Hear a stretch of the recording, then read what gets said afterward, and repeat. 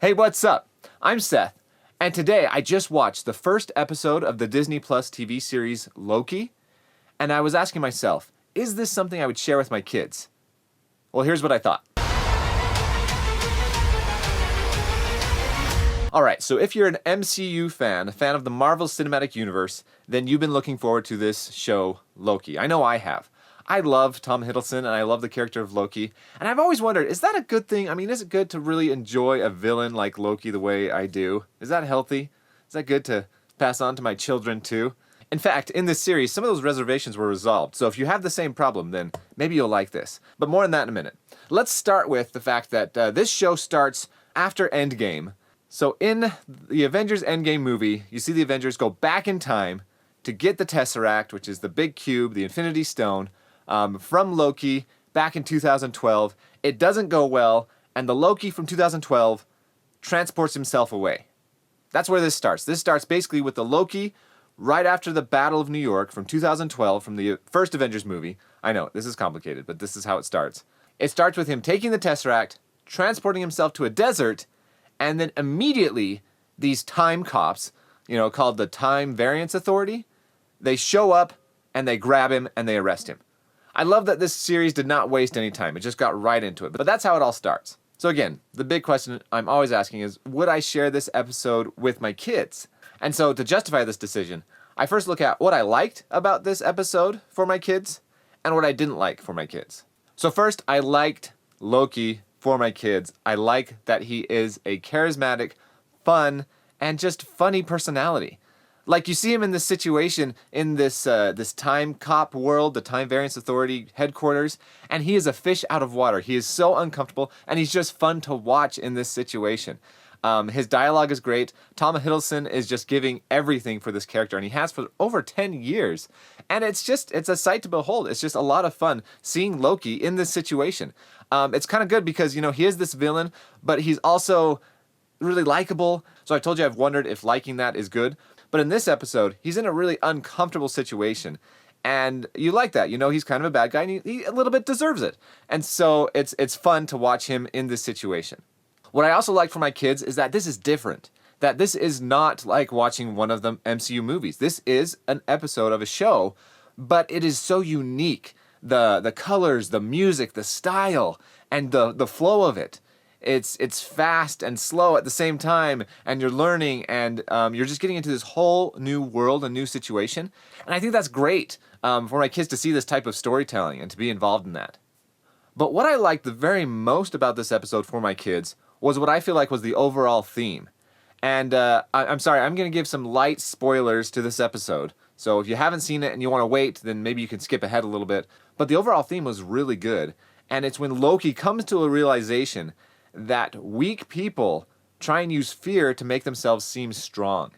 He has this realization that that's what he was doing. It's this great character arc that you see in this episode that I feel like they did a really good job. Because you start off with Loki from at the end of Avengers, where he just attacked New York and killed a bunch of people, and he's a villain. Like, he's a bad guy. But you see, he gets to this place where he's a fish out of water, he's super uncomfortable, and he goes through this whole situation where he has zero power. And he comes to this realization with zero power, with these time cops, and this, tough situation he sees himself in, that he was just trying to force people to follow him by using fear, and that was bad. I mean, it's really interesting. Like I said, I'm always a little worried about my kids liking this villain because I like him so much, and I know that would be projected onto them. And he's just fun, and he is great. But he's still a villain. He's still a bad guy. But in this first episode of this series, you see him as a villain come to this realization that he needs to change.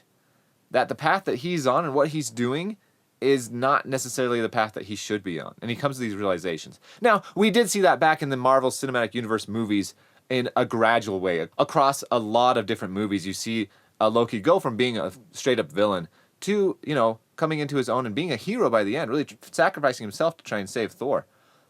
Sorry, that's a bit of a spoiler for Endgame. Hopefully you've seen it. But I liked that about this episode. I thought that was great, that overall theme was his realization, and helped me come to the terms with the fact that I've liked him as a villain, but now he has the potential to be more of a hero. So that's what I liked about this episode, but there are some things I didn't like, and hopefully that doesn't outweigh what I liked.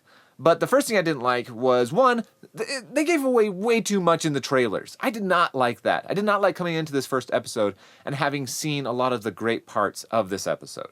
So that's just something I don't like. Happens way too much. I need to stay off the internet when there's something I want to watch. They spoiled too much of this episode. Now, maybe that's okay. It hooks you into the series, but hopefully I don't know what's going to happen with the next episodes. I also didn't love that you do have to have a pretty good grounding in the Marvel Cinematic Universe, which I have. I'm a big fan. I'm a bit of a nerd about it. But I don't know if my kids do as much. And so for my kids, I would probably need to catch them up a little bit on the character of Loki. Disney Plus did put out this Legends episode, which is like I think a 10-minute episode that just explains all about Loki. But I'd recommend watching that first with your kids before going into this series. So there you go. So something else I didn't like, this series is rated TV 14 for violence. And there wasn't tons of violence, actually. I don't know if I would even classify it as TV 14. But there was one violent scene that I didn't really like, that I felt a little uncomfortable. There was a scene with fire where the bad guy starts this fire, it engulfs some of the time cops, and you don't really see too much of it, but you hear their yelling and screaming, and it's a little uncomfortable. I didn't love that part. It does help you feel how ominous this bad guy is, so I get it. I mean, that's the point of it.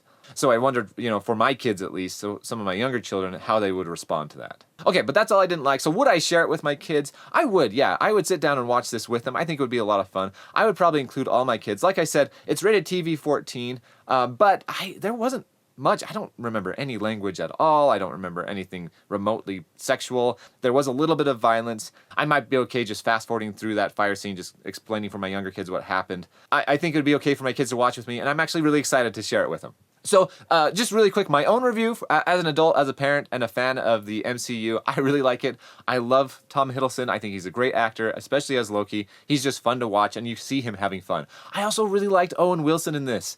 It's great that he's a part of the MCU, and he seemed to fit right in. I also love pointing out the fact to my kids that that's the voice of Lightning McQueen. I just think that's fun and hilarious. And they're like, what? They're like, their minds are blown. They're like, that's what he looks like? Yeah, that's him. And so that's always fun for me. I also love the style, the aesthetic. I like the flow. I like that it wasn't slow. I feel like, WandaVision, another Disney Plus Marvel series, was a little slow, in the first couple episodes. It was kind of this mystery, and it was still okay. I feel like this show was faster, and it was fun, and it felt different. Again, comparing another Marvel Disney Plus show, Falcon and Winter Soldier, that didn't feel any different. That felt just like it fit right in with the other movies, kind of the same aesthetic, same style, same characterization. This was different. This was out there, but it was also faster, and the pacing was great, and so it was fun to watch. I liked it. I recommend it. A good thing to always do after watching something with your kids is just ask some questions. Just see what they thought about it. It helps it, have more of an impact, more meaning. And some good questions to ask after this episode is, can people change? And maybe to follow up is, does Loki deserve another chance? It would be interesting to ask your kids those questions, kind of see what they think. And I won't give away the ending of this episode. There is a cliffhanger, and it is really cool what they reveal. But I would just ask my kids after watching the episode, what do you predict with this series? What do you think is going to happen with these characters? Okay, that's it. That's my parents' review of the first episode of the Disney Plus TV series Loki. I definitely recommend it. Go check it out. I think it'd be fun to watch with your kids. If you liked this review, then hit the like below. If you want to see more like this and you want to see the next episodes, I'm going to do the next episodes each week. Then hit the subscribe button. Thank you for watching, and I'll talk to you soon.